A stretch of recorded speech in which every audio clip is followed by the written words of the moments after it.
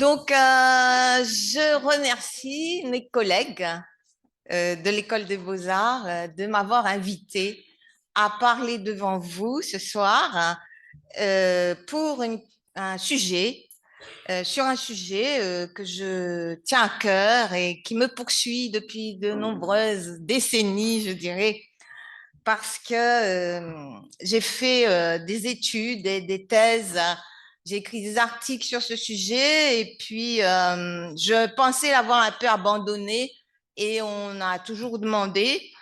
Et il y a 2 ans, les Amis de l'Université, qui est une association qui s'occupe de diffuser la culture et la recherche, les résultats des travaux des universitaires, hein, m'avaient proposé de faire une conférence sur le thème de la sorcellerie. Et du coup, je me suis dit, je ne vais pas proposer quelque chose qui soit trop classique dans le sens où quand on parle de la sorcellerie, on va parler souvent de la sorcellerie à La Réunion.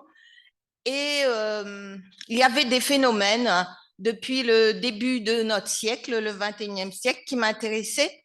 C'était les cercles de femmes et les nouvelles spiritualités. Donc, souvent, pouvaient être associés à la sorcellerie, à la magie, au merveilleux. Et donc, en 2021, j'avais proposé une première conférence aux amis de l'université sur le même thème, du balai au smartphone, une histoire revisitée de la sorcellerie. Je vous comprendrai au fil de mon exposé pourquoi je parle de revisite ou de revisitation. Et du coup, cette conférence a eu du succès. On me l'a demandé plusieurs fois. Et donc, cette année, je crois que c'est la 4e fois que je vais la dire. Et je suis donc assez touchée qu'on m'ait demandé de venir vous parler de ces réflexions et à partir de recherches que j'ai pu faire sur la sorcellerie. Bon, je ne me présenterai pas, je pense que des gens qui me connaissent, je crois que vous n'êtes pas parmi les étudiants que j'ai eus, mais j'en ai eu beaucoup. J'ai travaillé 5 ans ici et je fais partie aussi des jurys de thèse et je suis anthropologue. Et donc, je me suis longtemps intéressée aux traditions et cultures à La Réunion, dont les pratiques et les croyances surtout sur la sorcellerie. Et puis maintenant, je travaille plus sur des thématiques du religieux et je m'intéresse à tout ce qui est nouvelle spiritualité. Et je m'intéresse aux différentes nouvelles spiritualités, dont les mouvements, les spiritualités féminines, je vais en parler, à La Réunion et aussi dans le monde. Je vous dirai comment. Donc ce soir, je vais faire, hein, comme j'ai fait pour les autres conférences, hein, ce que j'appelle précisément une revisite. Moi, je préfère dire une revisitation parce que ça fait plus mystique. Une revisitation au féminin de l'histoire de la sorcellerie, non pas forcément de la sorcellerie réunionnaise, mais de la sorcellerie en général. Donc, je vous ferai donc à travers cette histoire voyager à travers les âges, depuis la préhistoire jusqu'à aujourd'hui, et j'insisterai particulièrement sur la période de la chasse aux sorcières au moment de la Renaissance européenne, qui précisément avait constitué ce que j'appelle le chaudron magique de la fabrication de nos mythes modernes, nos mythes contemporains de la sorcière et du sorcier. Tout ce qu'on peut dire aujourd'hui sur la sorcellerie, les choses autour d'Halloween, etc., ça s'est constitué à cette époque. Le sorcier ou la sorcière sont des personnages un peu étranges ou considérés comme tels qui auraient, dit-on, le pouvoir de nuire ou communiquer avec l'invisible. Leur activité, la sorcellerie, étant définie à partir de toutes ces refabrications, étant redéfinie, et c'est là, je vous cite le Larousse, comme pratique, la sorcellerie étant définie comme pratique magique qui vise à exercer une action généralement néfaste sur un être humain par sort, par envoûtement, par possession sur des êtres humains, mais aussi sur des animaux et sur des plantes. On peut envoûter le bétail, on peut envoûter un terrain de quelqu'un pour qu'il ait de mauvaises récoltes. Beaucoup d'ethnologues ont étudié ces faits en Europe, en France. Moi, j'ai vu des exemples à l'île de la Réunion. La sorcellerie ainsi définie aurait donc à voir avec le mal. Hein, la sorcellerie, c'est le mal, normalement, selon cette définition. Seulement, par extension et par confusion, et aussi, nous le verrons, par amalgame, justement, depuis la période de l'Inquisition, et même bien avant, le terme a fini par désigner toute technique d'influence qui, par contact avec le surnaturel, viserait non seulement à faire du mal, mais aussi à charmer ou à soigner. Donc, ainsi largement défini par confusion, le terme de sorcellerie va inclure la pratique des tisaneurs, des guérisseurs, des chamans de toutes sortes qu'on désigne souvent comme sorciers, mais qui ne le sont pas forcément. Alors, voilà, dans cette diapo, je cite des travaux d'ethnologues dont moi, nous avons travaillé sur la sorcellerie, et nous avons souvent décrit la sorcellerie comme une sorte de compromission avec le mal qu'on rejette sur l'autre. On ne découvre de la sorcellerie que les effets, et c'est une interprétation en général qui se fait après coup, hein, donc à savoir qu'on n'est pas bien, eh bien, on va essayer de comprendre pourquoi on n'est pas bien, on va faire diverses actions pour se soigner, et on va tomber peut-être sur l'interprétation de sorcellerie. En fait, dans la réalité des choses, on ne rencontre la sorcellerie que chez les désenvoûteurs, que selon ses effets. On ne la connaît que par ses effets. Hein, les ethnologues dont je cite ici, Jeanne Favre-Sada, qui est une ethnologue qui a travaillé depuis les années 70, elle est toujours vivante, elle s'intéresse aujourd'hui au conflit, au terrorisme. Elle est allée dans le bocage dans les années 70 et elle a enquêté sur la sorcellerie. Et elle a vu qu'en fait, hein, les faits, les actes vraiment de sorcellerie, on ne peut pas les voir. Hein, les pratiques de sorcellerie, on ne peut pas les voir. On rencontre les sorts par les effets, c'est-à-dire par les gens qui ont été envoûtés, ont été ensorcelés et qui essayent de se faire désenvoûter. Alors, moi, personnellement, quand j'ai fait mon terrain à La Réunion pour faire ma thèse, je n'ai pas vraiment rencontré de sorciers. J'ai aussi rencontré des gens chez des désenvoûteurs qui venaient se faire désenvoûter, qui parlaient donc des effets d'un éventuel sorcier qui leur aurait jeté des sorts. Mais je dirais que, en fait, la sorcellerie n'existe pas vraiment. On rencontre ça que quand on en parle comme quelque chose d'un mal que quelqu'un aurait fait à notre rencontre. Et en fait, tout le long de l'exposé, je vais essayer de vous faire comprendre que de la sorcellerie, ben, c'est surtout un état d'esprit. Dans la réalité, ça n'existe pas vraiment. Et c'est un état d'esprit qui fait que ben, on a tel comportement et on va trouver l'explication toujours chez l'autre. La sorcellerie, en fait, je dirais que c'est un système d'interprétation, de représentation que la culture, le contexte culturel ou sociétal fournit pour nommer ce qui est de l'adversité. Il y a un accident qui m'arrive, donc aujourd'hui j'étais un peu en retard, je voulais être à l'avance, et puis je me suis dit, tiens, on m'a invité pour que je ne vienne pas faire la conférence. Bon, c'est un peu trivial ce que je dis, mais c'est un peu comme ça. Et celui que j'ai cité aussi, Dominique Camus, donc vous irez sur le lien, c'est un ethnologue qui a travaillé, qui est à peu près de la même génération que moi, et qui a travaillé dans l'Ouest français, notamment en Bretagne et en Normandie. Et il raconte dans ses livres beaucoup d'exemples où même à un moment donné, il donne le témoignage, il y a un gros pavé où il donne le témoignage de tout un service hospitalier qui avait été envoûté. Hein, et il a suivi donc les désenvoûteurs et les exorcistes qui se sont occupés des personnels qui travaillaient dans ce service et qui avaient été envoûtés. Mais ils expliquent aussi, si vous allez regarder sur son site, il a écrit des tas de livres sur la sorcellerie c'est toujours après coup hein, qu'on fait des interprétations de sorcellerie. Donc il y a une sorte de confusion en fait entre le désenvoûtement ou l'exorcisme et la pratique des exorcismes et la pratique des sorciers parce qu'en fait on ne rend compte que des effets de la sorcellerie que dans les cures thérapeutiques. Donc la confusion entre sorcellerie, pratique de guérissage et magie viendrait, selon les recherches que j'ai pu faire, de l'arrivée tardive du mot sorcellerie dans nos langues européennes. Ce mot va apparaître tardivement dans nos langues, et ceci pour des raisons politiques, idéologiques et religieuses. Voilà. C'est une déformation, sorcellerie, en fait, faire le mal, et l'attribuer aussi à des personnes qui ne font pas forcément le mal, c'est une déformation du mot latin populaire sortiarus. Il servait donc dans le contexte de l'époque de l'Antiquité, il servait à désigner ceux qui pratiquaient la divination et qu'on appelait aussi des sourciers ou des sourcières. Car sourcières, car c'était souvent des femmes.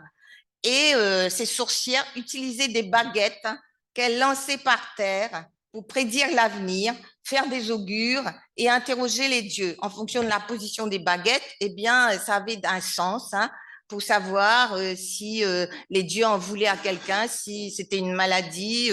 Les hommes politiques, les empereurs ou les hommes politiques romains, par exemple, utilisaient beaucoup la technique de divination par les baguettes, aller voir donc une devineresse ou une sourcière pour savoir s'ils pouvaient se lancer dans telle entreprise de guerre ou pas. Ceux qui d'entre vous ont eu pratiqué, par exemple, le hiking ou une connaissance de hiking, ça fonctionne un peu comme ça. Le hiking, c'est une série de pièces qu'on lance, ou de cartes aussi, de petits bâtons aussi. Et puis, selon les positions, eh bien, on interprète et ça donne donc une lecture, ça peut donner une lecture du destin.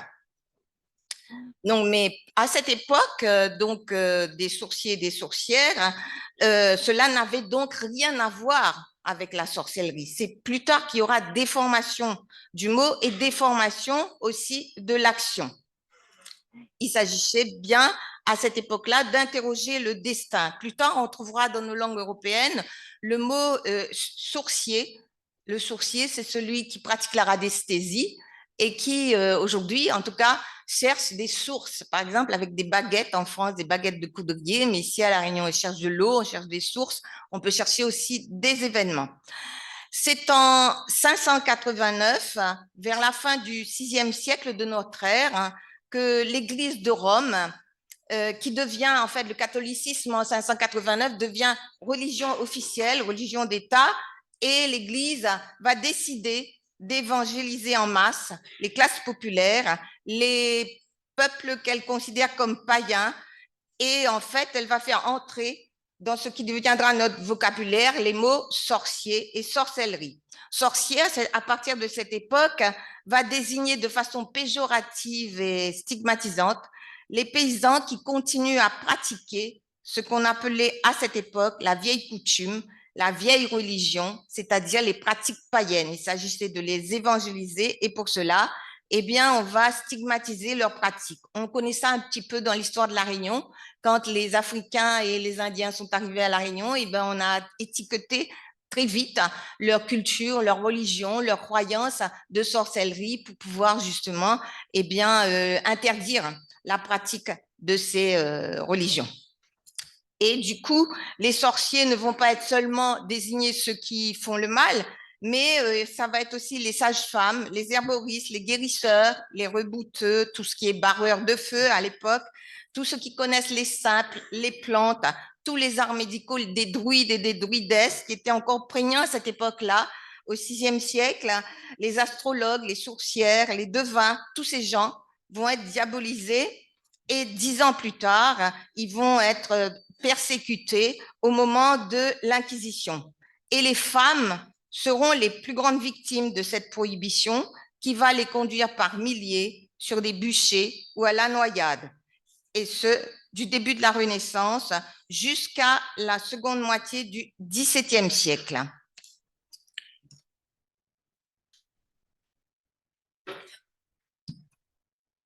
C'est donc pendant toute cette longue période qui va entre le VIe siècle et le XVIe siècle, le XVIe qui marquera justement le pic de l'Inquisition et le début de l'époque moderne, que va se construire par folklorisation des coutumes et des savoirs anciens qui seront dénigrés et vidés de leur sens spirituel, l'imagerie mythique de la sorcière telle qu'on la connaît aujourd'hui, dépeinte avec son balai et son chaudron magique. Bientôt, c'est Halloween, donc on est en plein dans l'histoire. Hein. Ces images qu'on va construire à partir de cette époque vont traverser les siècles Et on va les retrouver justement à Halloween, dans nos séries télévisées, dans nos bandes dessinées, Harry Potter, La sorcière bien-aimée, etc.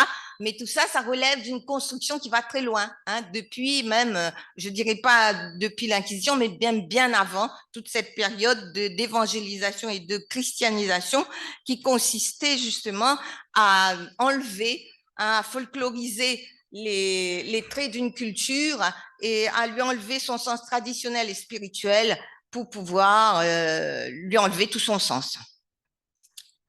Donc voilà le fameux chaudron magique, hein, qu'on voit dans nos images de publicité d'Halloween. Je suis allée les pêcher sur Internet, hein, et qui est en fait un artefact de celui des druides et des druidesses.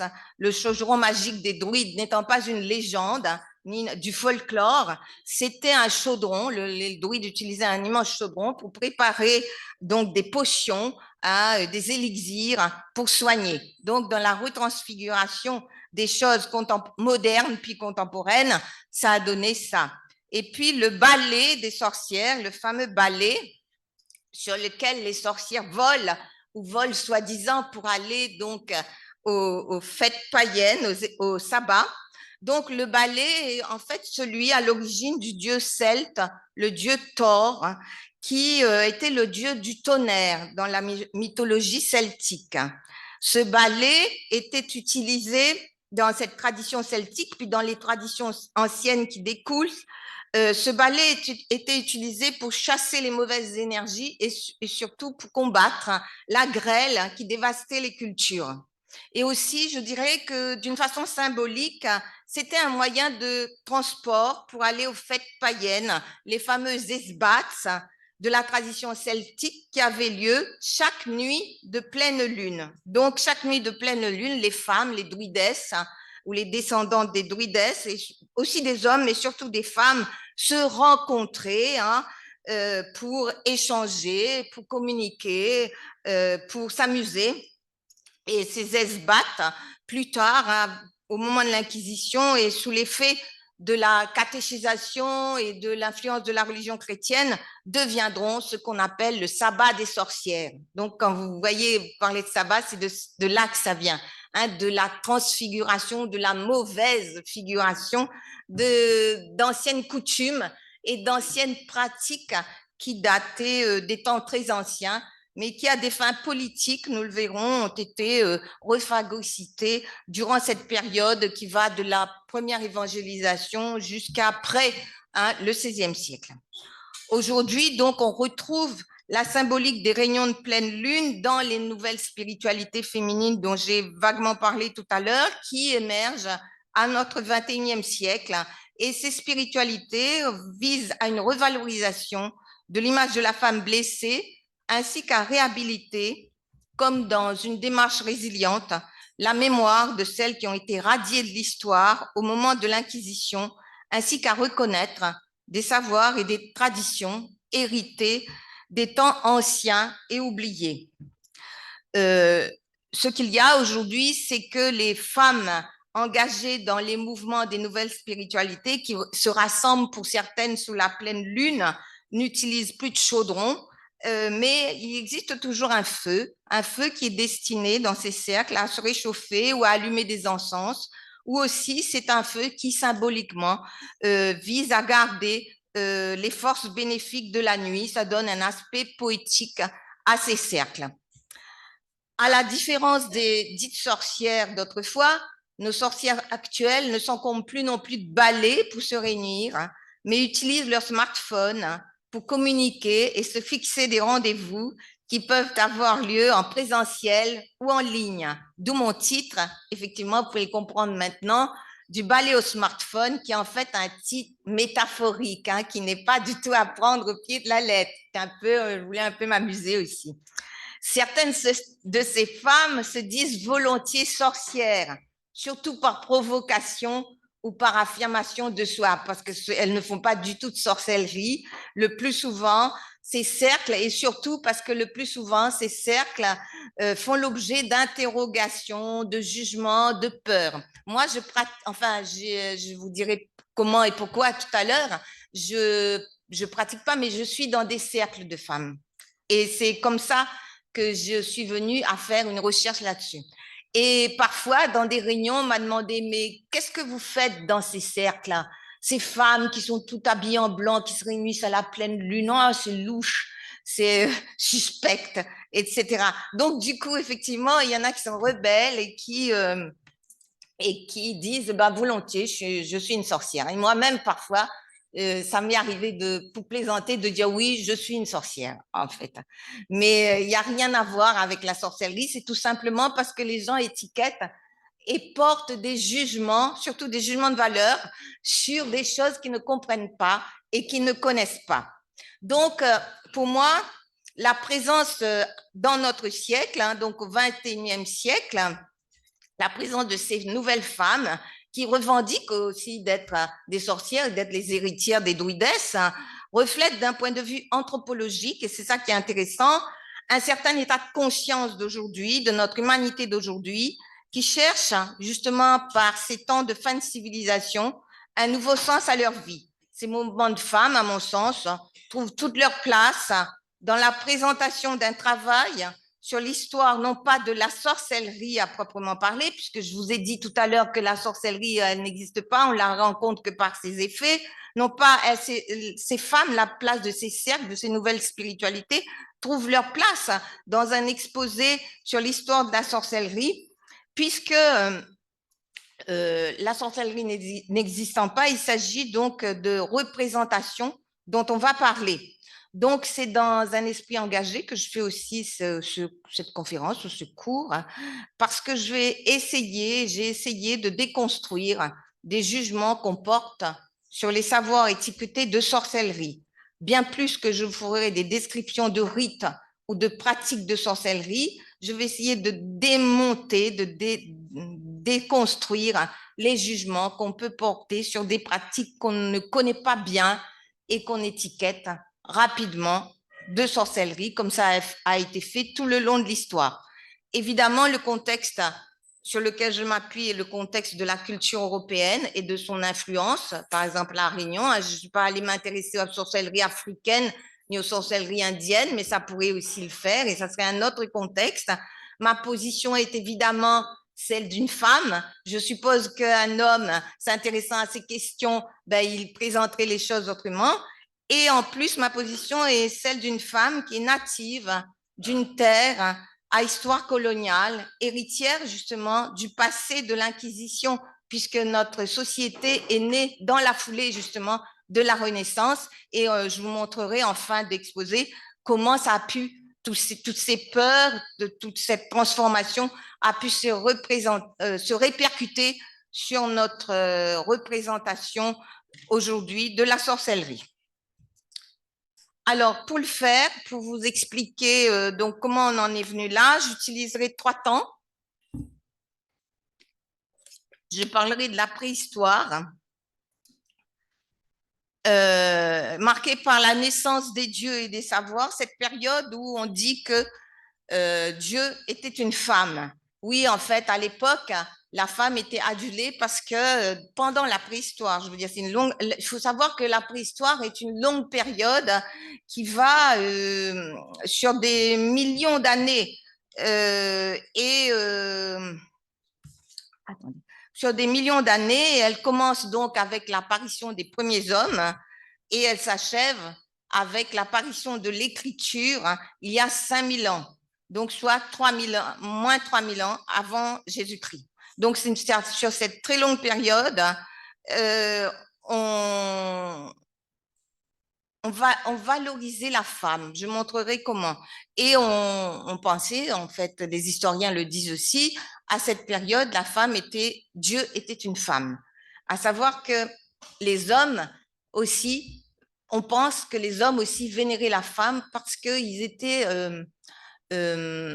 fascinés par le fait que la femme pouvait faire des enfants alors qu'eux ne pouvaient pas en faire. Et c'était une période, surtout la première période préhistorique, c'était une période où ils ne savaient pas comment on faisait les enfants. C'est seulement quand est apparue la civilisation, quand l'homme a commencé à se poser, à domestiquer les plantes et puis à élever les animaux, en observant les animaux, il a bien vu comment les animaux faisaient les petits et ils se sont dit, ah, ah, nous, on fait comme ça aussi. Donc, on vénérait la femme au départ et puis après, ils se sont dit, en fait, en plaisantant, eh bien, ça va plus se passer comme ça. Hein. Nous aussi, on a notre part à jouer dans cette affaire-là. Et c'est de là que les choses ont changé, que l'homme a pris le pouvoir, etc. Bon, ce sont les préhistoriens, les historiens qui disent ça. Donc, on parlera de la préhistoire, hein, qui est marquée par la naissance des dieux, des savoirs, les savoirs dont on hérite aussi, et où la femme a une place adulée. Et on parlera dans un deuxième temps de la période que les historiens classent comme moderne, euh, depuis la Renaissance jusqu'à la Révolution française, et cette période marquée par deux phénomènes importants, l'Inquisition et la chasse aux sorcières, hein, qui va voir l'extermination en Europe de près d'1 million de femmes en raison de leurs différences. Et puis, la découverte des nouveaux mondes, avec la naissance précisément de notre société réunionnaise qui va hériter, hein, aussi de toutes les croyances de cette période. Et enfin, l'époque contemporaine, hein, notre monde actuel du XXe siècle, où on renaisse des spiritualités, on retrouve ce que j'appelle un renouveau sorcier, mais sorcier non pas entendu au sens péjoratif du terme, mais qui comprend aussi de tout cet aspect qui valorise la femme, le féminin sacré, et qui va puiser des enseignements au sein des traditions anciennes qu'elle revisite pour les adapter à notre temps. On voit apparaître les néo-religions, les cercles de lune, etc., et qui prônent ce qu'on appelle le retour à la déesse, le retour de la femme déesse plutôt. Alors, ok, donc on va commencer par le premier temps. J'ai dit tout à l'heure que la préhistoire, il faut la considérer comme un long temps historique, 3 millions d'années. Elle est marquée par la naissance des dieux et des sorciers. Pourquoi naissance des dieux et des sorciers? Parce que tout simplement, l'homme, ben, il est confronté à cette période-là. Il a, disons, le mythe le dit bien, l'homme naît nu, il arrive donc nu sur la terre, il est confronté à l'environnement, à la nature, aux intempéries, aux prédateurs, etc. Donc, il va falloir qu'il invente, qu'il domestique la nature, qu'il invente des outils, qu'il invente des moyens de se protéger, les premiers vêtements, les premières maisons, etc. Il domestique les plantes qu'il connaît pas. Tout le savoir qu'on a sur les plantes, ça s'est fait à travers cette histoire par essai et erreur. Et du coup aussi, l'homme se trouve confronté à un phénomène très important qui va hanter et qui hante encore aujourd'hui l'humanité, c'est la mort. L'homme préhistorique va être confronté à la mort et face à la mort, eh bien, il faudra qu'il trouve du sens à sa vie. Qu'est-ce qu'il fait là sur cette terre qui apparemment est inhospitalière? Il est soumis à des intempéries, au réchauffement climatique, on en parle aujourd'hui, mais ça existait aussi à l'époque, aux glaciations, aux phénomènes naturels, etc. Donc, l'homme va chercher à se protéger et pour avoir une certaine sécurité, il va inventer des dieux. Je dis bien inventer des dieux et des divinités, mais non pas des religions. C'est important ça, parce que les religions viendront par la suite et les religions vont s'accaparer tout ce savoir pour monter des institutions, pour exercer le pouvoir, etc. Donc, à cette époque, on n'est pas encore dans la construction des religions, mais l'homme va inventer des divinités, c'est-à-dire des entités, des sortes d'entités avec lesquelles il va créer une sorte de relation privilégiée, de personne à personne, intime, féconde, une relation d'être à être. Et il va donc se vouer, faire appel à ces divinités, à ces personnes pour se protéger, donc faire des rituels pour se protéger, offert à ces divinités, pour que ces divinités l'aident dans les besoins de la vie quotidienne, comme par exemple qu'il y ait une chasse féconde, que la pluie puisse tomber, que les prédateurs qui soient protégés des prédateurs, pour se guérir de la maladie, etc. Mais aussi, il invente des divinités parce qu'il souhaite, comme je vous l'ai dit, répondre à ce besoin de sens face à cette question fondamentale de la mort. Hein. Il meurt, qu'est-ce que c'est que cette vie où on vient, on vit difficilement, puis après on disparaît. Donc c'est vrai que l'homme préhistorique enterré, c'est mort, mais il a aussi inventé la spiritualité, les religions, le rapport au divin. Et pour entrer en rapport avec le divin, eh bien, il va inventer des rituels, des rites, des prières, des cérémonies, etc. Et parmi ces premiers humains, il va exister des personnes beaucoup plus sensibles qui auront la capacité de communiquer justement avec le monde des divinités qui se situe dans le domaine de l'invisible. Et, euh, et du coup, ces personnes vont être les premiers chamans, les premiers guérisseurs, les premiers devins, si vous voulez, les premiers chamans. Donc, c'est pour ça que la préhistoire, hein, enfin, de mon point de vue et du point de vue que je veux exposer aujourd'hui, est marquée par l'invention par l'homme des dieux et l'arrivée des sorciers. Les chamans sont les premiers sorciers.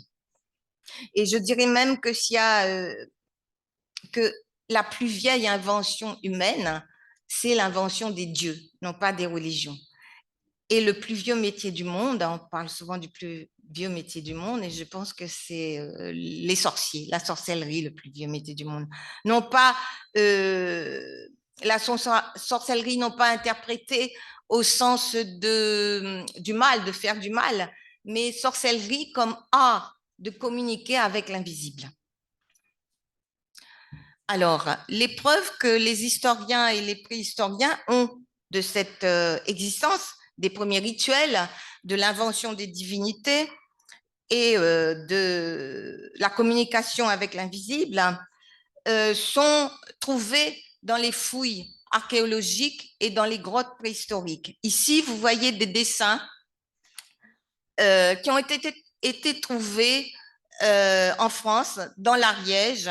L'homme que vous voyez à droite, qui a un corps d'homme et une tête d'animal, et a été retrouvé dans ce qu'on appelle la grotte des Trois Frères en Ariège par des archéologues et des paléontologues. Et les deux autres dessins, on les a retrouvés en Afrique par des préhistoriens dans des grottes préhistoriques. Et donc, ils représentent, hein, c'est intéressant ces figures, parce qu'elles représentent des personnages mi-hommes, mi-animaux, et ils ont été interprétés par l'archéologue Jean-Claude, c'est le préhistorien David Lewis Williams, sud-africain, Jean-Claude est français, comme la représentation, la transcription des visions d'un chaman en transe. Donc, le chaman essaye par la transe de communiquer avec l'invisible, mais pas pour communiquer avec l'invisible, pour avoir des réponses aux questions que les humains se posent sur leur destinée. À savoir, quand il y a un problème, on va interroger l'invisible, donc le spécialiste de cette interrogation qui est le chaman va entrer en transe et va faire ce qu'on appelle un voyage dans l'invisible, d'où il ramènera des réponses pour soigner une maladie, pour contrecarrer l'infortune. Et ces préhistoriens qui ont travaillé sur ces images et sur d'autres encore, là c'est un exemple que je vous donne, pensent justement qu'il s'agit des visions qui ont été écrites et qu'on peut retrouver, dont on peut retrouver des traces dans les grottes préhistoriques. Aujourd'hui, donc ces premiers chamans sont en quelque sorte les ancêtres lointains de nos chamans et sorciers contemporains. Donc, vous avez entendu parler dans la question des néo-chamanismes des gens qui rentrent en transe, effectivement, aujourd'hui, pour pouvoir aller dans l'invisible et pour pouvoir revenir. Soit ils rentrent en transe en ayant pris de ce qu'on appelle des psychotropes, c'est-à-dire des plantes hallucinogènes qui les font voyager, telles l'ayahuasca ou l'iboga, soit ils rentrent en transe par d'autres moyens de communication avec l'invisible. Et un des moyens les plus utilisés, c'est la musique, le tambour. Je ne sais pas si vous avez entendu parler de cette femme musicologue, Corinne Sombrin. Oui, voilà. Donc, Corinne Sombrin, elle est allée, donc, elle était musicologue, elle est allée faire, il y a eu un film il y a un film qui raconte son histoire, c'est Un monde plus grand. Si vous avez l'occasion de le voir, c'est un film assez intéressant. Comment? Oui, c'est une adaptation de son livre et de son histoire aussi, hein, de son histoire. Hein, on le trouve? Parce qu'on ne le trouvait pas. Ah bon, d'accord. C'est bien si on le trouve parce que ben, c'est bien. Et donc, vous connaissez un peu l'histoire de Corinne Sombrin. Elle va donc faire des enregistrements sonores en Mongolie chez une chamane. Et puis, elle rentre tout d'un coup en transe. Hein. Alors, Corinne Sombrin, c'est pas la mystique. Hein. À l'époque, c'était quelqu'un de très rationaliste. Hein. Et elle rentre en transe. Elle est possédée par l'esprit d'un loup. Et du coup, il va se faire, bon, je vais passer assez vite, tout un déroulement où elle viendra pendant, je crois, 9 ans, suivre la chamane pour devenir chamane à son tour. Et aujourd'hui, pendant longtemps, elle a écrit plusieurs livres, hein, vous pouvez le voir sur le net, effectivement. Elle a donné son cerveau à la science. On lui met des électrodes et elle travaille en laboratoire pour étudier les effets de la transe sur l'organisme. Comment ça se passe, comme il y en a d'autres qui travaillent avec Mathieu Ricard. Je ne sais pas si vous connaissez Mathieu Ricard, hein, le moine bouddhiste, euh, pour voir justement les effets de la méditation sur le cerveau. Donc, ça sert aussi à ça. Donc, c'est un peu pour vous dire que ça date pas d'aujourd'hui. Hein. Ça date des temps très anciens et ça nous a été communiqué à travers les âges.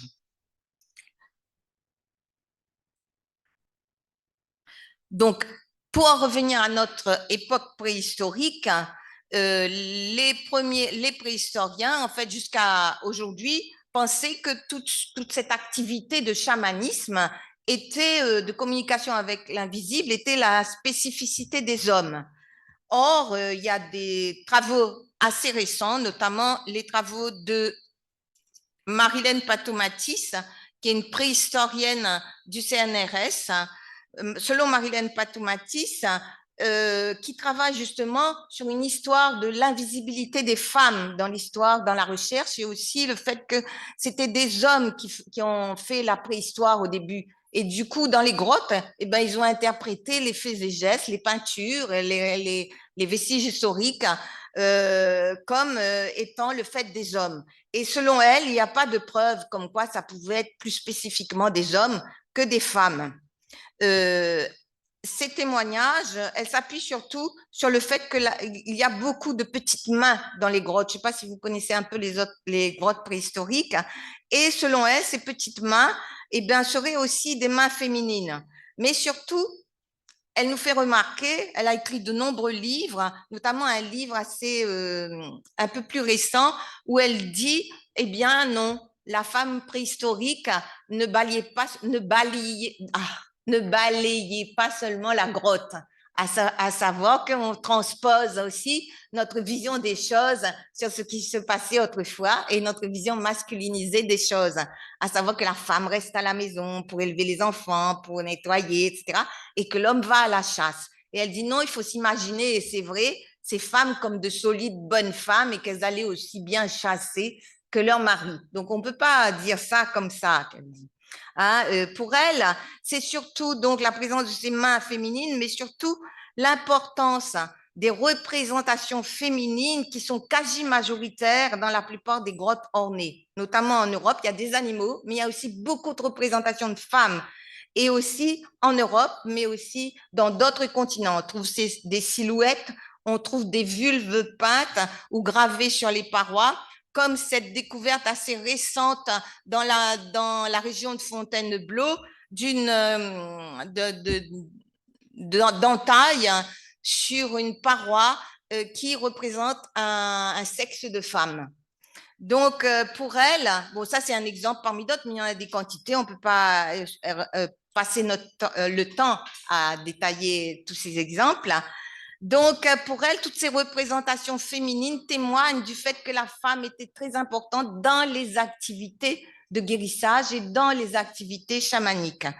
Et l'une des plus importantes présences mystiques des femmes dans le monde préhistorique, c'est l'exemple de la Vénus de Willendorf, qui a beaucoup été utilisée par des artistes Hein, cette femme, on trouve beaucoup de, ça c'est un exemple, mais on trouve beaucoup aussi dans les sites préhistoriques, hein, des statuettes de femmes volumineuses avec des gros ventres, des grosses fesses, etc., qui sont symboles de la fécondité et aussi de la prospérité.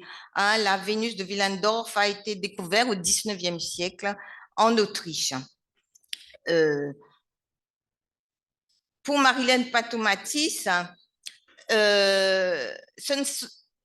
contrairement à la thèse courante où on pense que ce sont des hommes qui ont fait ces statuettes parce qu'ils étaient justement fascinés par la fécondité des femmes, et elle dit peut-être que ce sont des femmes justement qui ont aussi fabriqué ces statuettes, et elles les ont fabriquées aussi pour des femmes, mais pas seulement pour des femmes. Il y en a des petites, mais des plus petites, un peu comme des amulettes. Bon, je n'ai pas trouvé d'image à vous montrer. Et elle pense justement que ces amulettes étaient portées comme des protections pour se protéger de l'adversité pendant les accouchements, pour faciliter les accouchements et oui, pour conjurer le mauvais destin. Bon, on va passer là-dessus. Ce que je voudrais noter avant de continuer, c'est que pour sortir donc de la période préhistorique, c'est que la vénération de la femme est à l'origine du culte de la grande déesse qu'on retrouve aussi par la suite dans tout le bassin méditerranéen et aussi dans les civilisations indiennes. Actuellement en Inde, on a le culte de la déesse et de la déesse mère, et on le retrouve aussi à La Réunion, hein, dans l'hindouisme réunionnais. Mais c'est surtout cette vénération de la déesse en tant que femme, c'est pour ça que j'insiste là-dessus, qui inspire les mouvements contemporains des cercles de femmes pour célébrer la nature et leur féminité. Donc, pour conclure, on pourrait dire qu'à l'origine des temps étaient des dieux et des sorciers, mais à l'origine des temps étaient aussi des déesses et des sorcières, des femmes de puissance et de savoir. Puis vient la civilisation avec la famille, l'État, les religions, l'endoctrinement, l'éducation. Les femmes vont être petit à petit reléguées à des rôles secondaires, le pouvoir passant aux mains des hommes. Va se profiler ce que l'anthropologue française Françoise Héritier, qui était l'héritière de Claude Lévi-Strauss, hein, celui qui a fondé l'anthropologie française et qui a aussi été mon professeur, hein, pas Lévi-Strauss, mais Françoise Héritier, qui est décédée en 2017. Françoise Héritier va parler de ce qu'elle appelle la valence différentielle des sexes. La valence différentielle des sexes, ce sont les règles qui, au fil du temps, vont se construire pour organiser les relations hommes-femmes, la distribution de leurs rôles et de leurs fonctions au sein de la famille, de la communauté, de l'espace public, en accordant la priorité aux hommes et en favorisant la domination masculine. Elle écrit justement cette citation que vous êtes en train de lire parce que les hommes n'enfantent pas directement avec leur propre corps, alors que les femmes enfantent des filles et des garçons, des différents. Ils ont fait en sorte que les corps féminins soient à leur disposition. Alors, on va un peu éclaircir cette citation. Vous trouverez plus d'explications sur le blog Ève, mais vous pouvez aussi vous procurer le livre de Françoise Héritier, Masculin-féminin. Alors, que veut dire tout ceci? Tout ceci renvoie justement à cette espèce de fascination jalouse dont on a parlé tout à l'heure ou un peu évoqué, qui remonte à l'origine de l'humanité, où l'on accordait à la femme la puissance de procréer, de donner la vie. Les hommes vont mettre les corps féminins à leur disposition par un certain nombre de mesures que présente Françoise Héritier dans son livre. Notamment, d'abord, l'usage des femmes comme valeur d'échange. Il faut penser, surtout quand elle parle de ça, au cadre des sociétés premières où les femmes étaient échangées entre les hommes qui choisissaient épouses dans des clans étrangers pour faire des alliances et éviter de se faire la guerre. Les femmes, nous dit aussi Lévi-Strauss, sont objets d'échange. du choix du conjoint, donc dans un clan différent.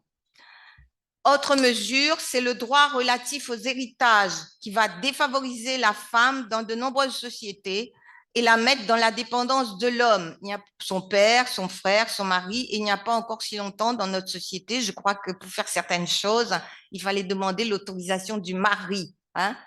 Mais il faut penser aussi à notre époque très contemporaine où les femmes deviennent des objets marchands et consommables, comme dans certaines publicités, mais il faut penser aussi aux concours de beauté, au fameux concours des Miss, hein, où les femmes deviennent aussi des marqueurs de richesse et de puissance. Françoise Héritier évoque cet exemple quand on dit d'un homme bon vivant qu'il aime le bon vin, les montres de luxe et les bonnes femmes et les belles femmes, excusez-moi, hein. Quand on dit d'un homme, eh bien, il est bien, il est bon vivant, il aime les belles choses et il aime les belles femmes, hein. Donc, c'est aussi réifier, chosifier la femme. Donc, je dirais que sans tomber dans un militantisme féministe outrancier et en restant donc dans le domaine de la constatation, on pourrait dire que toute cette histoire a contribué d'une certaine manière à la dépossession des femmes, à la dépossession, je dirais, non pas de leur pouvoir, mais de leur puissance, en les coupant d'elles-mêmes, un peu comme on les aura folklorisées en sorcières. Dans cette grande histoire de la dépossession de la femme d'elle-même et de la rupture de l'humanité avec ses racines qui se passe donc entre le 6e et le 16e siècle et un peu plus, l'émergence des religions monothéistes au premier millénaire de notre ère ne sera pas pour arranger les choses. Si l'on prend le seul exemple du christianisme, vous remarquerez que les acteurs principaux dans le christianisme sont des hommes. Il y a très peu de femmes où elles ont des rôles tout à fait secondaires. Et la femme est souvent associée à des rôles maléfiques. Je pense surtout à Lilith, la première femme d'Adam, qui est réputée pour sa sexualité débridée, sa révolte contre l'autorité masculine, contre Dieu et son expulsion du paradis. Lilith est devenue une icône féministe et beaucoup d'artistes utilisent Lilith dans leur travail. Moi, quand j'ai enseigné ici, il y avait des jeunes artistes qui s'intéressaient au personnage de Lilith. Et puis, il y a Ève qui s'allie au serpent pour plonger l'homme dans sa triste condition. Ici, j'ai mis une illustration d'un catéchisme du XVIIIe siècle où on voit donc Ève sous l'effet de l'influence du serpent va proposer la pomme à Adam, ce qui causera la chute de l'humanité. Tout ceci est évidemment symbolique, mais ça en dit long sur la manière dont le christianisme a contribué à dénigrer l'image de la femme. Le christianisme qui se développe essentiellement en Europe, cela explique sans doute que dans le folklore européen, on trouve beaucoup plus de sorcières que de sorciers. On parle très peu de sorciers, hein, même à La Réunion, on parle plutôt de sorciers que de sorcières. Mais dans le folklore en Europe, il est plutôt question de sorcières, hein, mais c'est peut-être dû effectivement à l'influence du christianisme et à sa répercussion pendant la période de l'Inquisition. Puis, on va passer donc à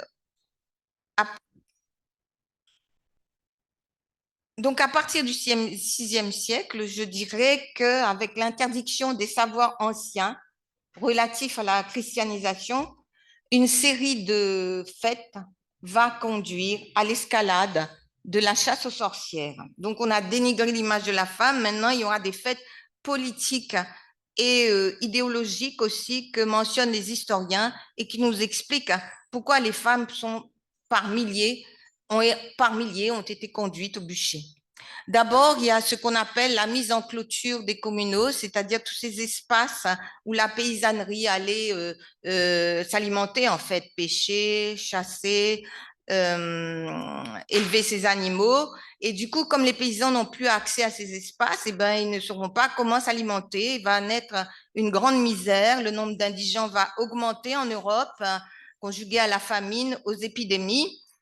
De plus, comme ces communaux n'existent plus, les paysans ne se rencontrent plus entre eux et du coup, les liens de solidarité vont se distendre, vont disparaître, la peur va s'installer et aussi la suspicion.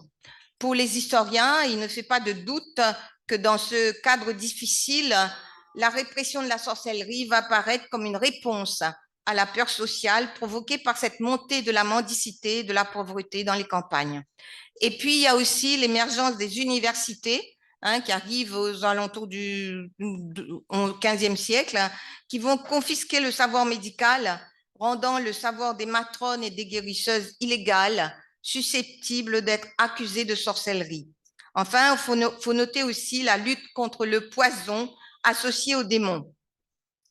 Le poison est considéré comme œuvre du diable. Les sorciers et les sorcières européennes, ou du moins ceux qu'on accuse, ceux qu'on stigmatise comme sorciers et sorcières, vont être soupçonnés d'empoisonner les puits, les sources, le bétail, la nourriture, ou la rendre immangeable, jeter des sorts, répandre la peur et le désordre dans la communauté. On peut faire là, avec le poison, un parallèle avec l'île de la Réunion, parce qu'au début de notre histoire, cette peur du poison était aussi associée à la sorcellerie sur les plantations. Les esclaves avaient connaissance des plantes, pouvaient soigner. On dit aussi qu'ils pouvaient tuer par la sorcellerie, empoisonner. D'où ce mot d'être empoisonné qui, dans notre vocabulaire, veut aussi signifier être envoûté. Et d'où l'idée, en fait, le concept de gratter tibois. En fait, ils râpaient des racines pour faire des potions et des tisanes. Et de là est née l'idée, en fait, la représentation, la mythification qu'ils grattaient le bois pour empoisonner, pour envoûter. Gratteur tibois. Ça vient de là.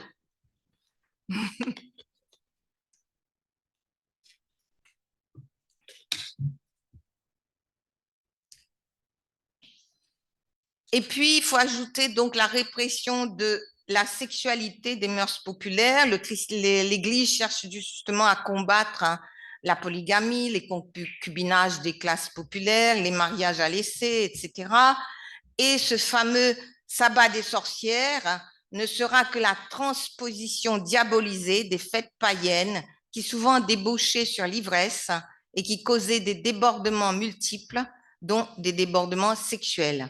Et enfin, la lutte contre les hérésies. Il faut savoir que les tribunaux de l'Inquisition ont été installés au XIe siècle d'abord pour lutter contre les hérétiques cathares ou albigeois ou les vaudois, ou aussi les templiers qui paraissaient dangereux au pouvoir. Et par la suite, va se développer l'idée que la sorcellerie est aussi un crime perçu comme une hérésie. La sorcellerie ou ce qu'on pense être sorcellerie. Du fait justement que la Bible condamne toute forme de recours à la magie et de contact avec l'au-delà. Mais les bulles pontificales, la papauté, à l'époque, ne signalent pas du tout que les femmes devraient être davantage soupçonnées que les hommes en tant qu'hérétiques. Ce sont les inquisiteurs eux-mêmes qui, par la suite, dépasseront leurs prérogatives en se lançant dans la lutte contre les femmes, considérant qu'elles étaient nécessairement du côté du diable, attitude s'inscrivant bien évidemment dans la lutte contre la sexualité et les mœurs de la paysannerie de l'époque. Cette série de fêtes va contribuer en l'espace de 800 ans, les fêtes que j'ai énumérées ici, à l'extermination de près d'1 demi-million de femmes, seulement pour les pays de l'Europe occidentale, en grande partie en France, en Suisse, en Italie du Nord. Ces femmes seront brûlées vives, pendues et noyées avec leurs enfants et leurs animaux, sous prétexte qu'elles étaient des sorcières et aussi des femmes. Si on retrace un petit peu la littérature assez rapidement, Colette Arnoux dans son livre Histoire de la sorcellerie, qui est un peu une synthèse de cette époque, nous donne un panorama assez exhaustif du mal et de la violence de cette époque. Et elle insiste surtout sur la bêtise des ecclésiastiques, des tribunaux de l'Inquisition. Ils avaient à leur disposition le fameux Malleus Maleficarum, qu'on appelle le marteau des sorcières, mais dit-elle qui était surtout un marteau contre les sorcières. C'était un traité, une sorte de code qui indiquait comment amener une procédure pour faire des interrogatoires, hein, sur les femmes qu'on condamnait donc par la suite à être brûlées vives. Selon Colette Arnoux, il s'agit là d'une dégradation de l'image de la femme. Et vous voyez qu'en fait, il est écrit, la dernière phrase est importante, le mot féminin à l'époque, femme, selon les inquisiteurs qui ont écrit le Malleus Maleficarum, dérive de fée plus minus, c'est-à-dire foi mineure. Hein. Donc, vous voyez un peu dans quel état d'esprit on est à l'époque, et c'est assez terrible. Hein. D'autres chercheurs ont montré en fait, hein, l'énormité de la situation. Odile Chabriard dit, bon ben vous lirez la diapo, que dans les accusations de sorcellerie, la proportion des femmes était de 80%, les 20% restants étaient composés de vagabonds, de marginaux. Généralement, c'était des vieilles femmes, des femmes marginales, des femmes isolées, des femmes différentes et surtout des guérisseuses, hein, des femmes qui dérangeaient. D'autres historiens parlent, comme Françoise d'Aubonne, de sexocide, hein, ou d'ethnocide, c'est-à-dire une, une extermination en masse d'un large groupe culturel. Elle emprunte ce terme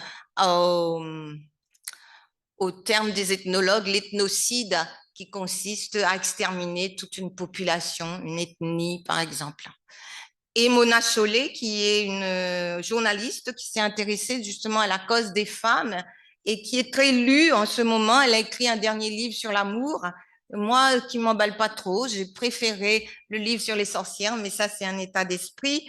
Et Mona Chollet nous dit qu'à cette époque, l'esprit des gens était tellement entraîné dans une seule direction, c'est-à-dire trahir ses amis pour assurer son salut. Il fallait sauver absolument sa peau. Imaginez un peu, durant tous ces siècles, que vous pouvez être suspecté à n'importe quel moment d'être sorcier ou sorcière, et surtout sorcière si vous êtes une femme. La pitié, la tendresse, la compassion furent éradiquées. L'égoïsme dominait, toute révérence pour le grand âge était perdue. Je trouve ça assez horrible. Et quand on pense que par la suite de l'histoire, l'homme a continué à faire encore des choses aussi horribles. Moi, je me demande quand est-ce qu'il pourra s'arrêter. Hein. Du coup, peut-on retirer des leçons de cette histoire, hein? Mais je pense aussi qu'il faut parler de ce temps de l'Inquisition. Parce que si on fait une histoire de la sorcellerie ou si on s'intéresse à la sorcellerie, on ne peut pas faire outre que d'évoquer cette période obscure de notre histoire humaine, qui est aussi notre histoire à La Réunion. Et d'autant plus que cette histoire, cette période se joue à un moment de l'histoire qu'on baptise du joli nom de Renaissance. La Renaissance, c'est quand même la renaissance des lettres et des arts. Et l'autre versant, en fait, eh bien, c'est tout ce côté obscur qu'on ignore un peu trop souvent. Les procès de sorcellerie, je dirais, reposaient sur des accusations extravagantes, comme le vol de nuit pour se rendre au sabbat, le pacte de copulation avec le diable. Les accusations venaient souvent des maris ou de l'entourage des femmes. Sous la torture, les sorcières avouaient être capables de se transformer en animaux ou en monstres, provoquer des tempêtes ou détruire les récoltes, sectionner les membres virils de leur mari à des fins rituelles, attenter à leur puissance sexuelle ou encore engloutir des hommes par leur vagin. Ce délit collectif s'explique, selon les historiens, par le contexte de répression de la sexualité et des mœurs populaires de l'époque dont je vous ai parlé tout à l'heure. Les procès de sorcellerie permettaient surtout de culpabiliser les foules, de les impressionner en reliant au diable la femme et la sexualité hors mariage. Les femmes devenant l'emblème de la luxure, elles devaient payer, hein, pour la faute d'Ève. En fait, ça traduisait aussi, je dirais, les fantasmes masculins, les perversions et la misogynie des inquisiteurs dans un univers où l'institution punitive était fortement le fait des hommes. Face à ces hommes des tribunaux de l'Inquisition, au moment des procès, les femmes se trouvaient seules et démunies et souvent nues. L'historien Michel Poré, si vous voulez l'écouter sur France Culture en podcast, donc je vous mets la référence, une émission animée par Camille Bichler. Donc l'historien Michel Poré parle justement à ce propos de la mise en preuve du corps de la femme inculpée. Les inquisiteurs vont chercher les moindres petits indices qui indiquent que la femme était vraiment une sorcière, les marques du diable comme les pattes de crapaud sur le blanc de l'œil, des taches sur la peau, des taches de rousseur, des grains de beauté, etc. Tout ceci va être considéré comme des signes que la femme était vraiment une sorcière. Michel Poré s'intéresse notamment au cas de Miché Chaudron, l'une des dernières sorcières qui a été exécutée en 1652 en place de Genève, hein, qui était dans le comté de Savoie de l'époque. Après un mois donc de procès, hein, où elle subit justement la torture et la question, elle va finir par avouer, sans doute une fois, j'ai dû croiser l'ombre du diable. C'est peu et c'est beaucoup aussi. Et ça suffit pour l'entraîner au bûcher. Donc ici, donc à Genève, dans une petite rue, on trouve cette indication de la rue, cette indication Michel Chaudron, dernière sorcière exécutée à Genève le 6 avril 1652. Il n'y en aura pas d'autres. Il n'y en aura pas d'autres parce que déjà en 1640, le Parlement de Paris était le premier corps juridique à ordonner la fin des poursuites judiciaires, mais elle continue encore. Et il reviendra à celui qu'on appelle le roi Soleil d'interdire les procès en sorcellerie en 1672, c'est-à-dire 20 ans après cette affaire.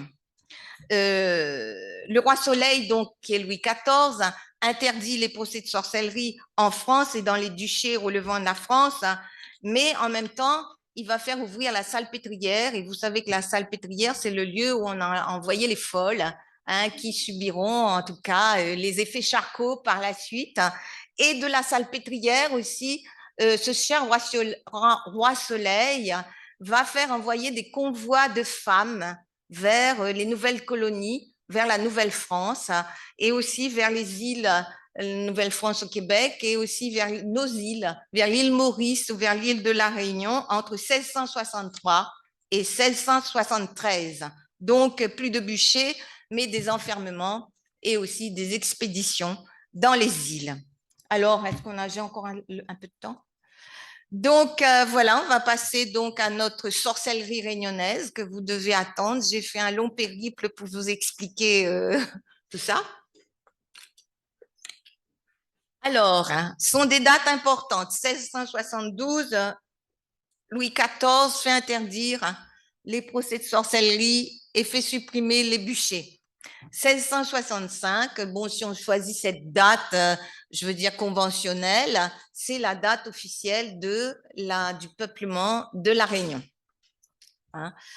Entre donc 1672 et 1665, il y a seulement une dizaine d'années. Donc, quand on arrive ici, eh ben, quand nos premiers ancêtres arrivent ici, ils ont subi en fait déjà toute l'influence de toute cette période dont je viens de vous parler.